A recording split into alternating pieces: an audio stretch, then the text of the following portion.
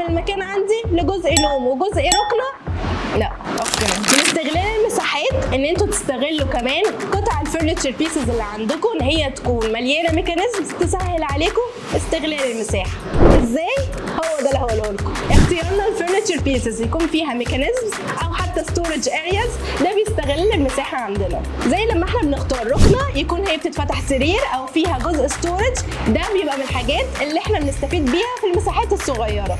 عندنا مثلا المرايه اللي بيبقى وراها وحده تخزين، ده برضو بالاستغلال المساحات.